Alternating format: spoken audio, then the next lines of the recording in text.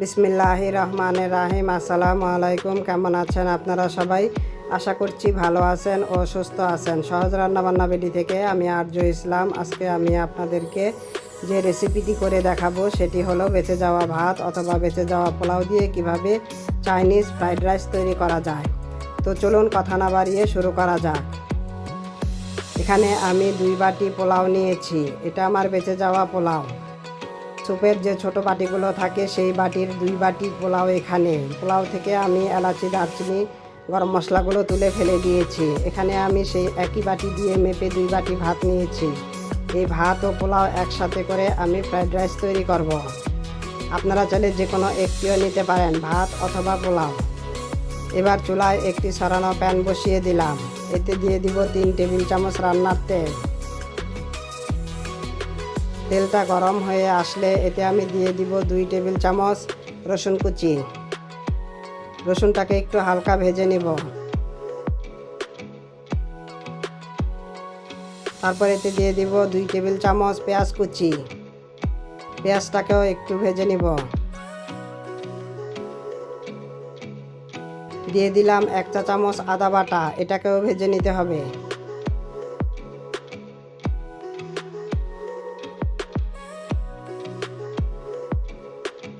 এখানে আমি একটা ছোট ক্যাপসিকাম এরকম চিকন চিকন করে ছোট ছোট করে কেটে নিয়েছি।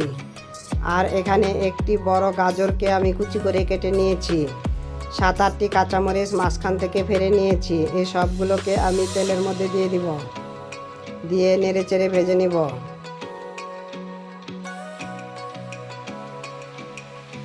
এখন এতে দিয়ে দিব 2 টেবিল চামচ সয়া সস, 1 চা চামচ কালো গোলমরিচের গুঁড়া,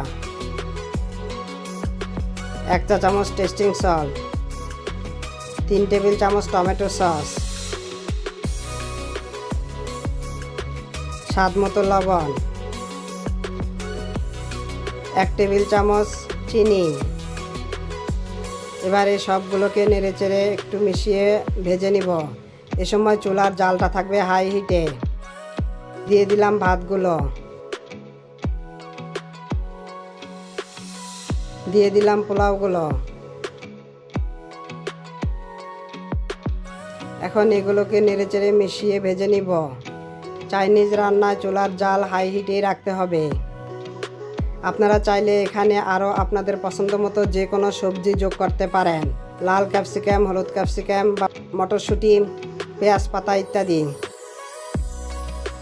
এখানে আমি 2টো মুরগির ডিমকে হালকা একটু জর্দার রং মিশিয়ে অল্প তেলে ঝুরি করে ভেজে নিয়েছিলাম, সেইগুলো দিয়ে দিলাম। এখন এই সবগুলোকে একসাথে মিশিয়ে ভেজে নিব। এই পর্যায়ে আমি টেস্ট করে দেখলাম যে আমার এই ফ্রাইড রাইসে আরও একটু কালো গোলমরিচের গুঁড়া লাগবে, তাই আমি আরও 1 চা চামচ কালো গোলমরিচের গুঁড়া দিয়ে দিলাম।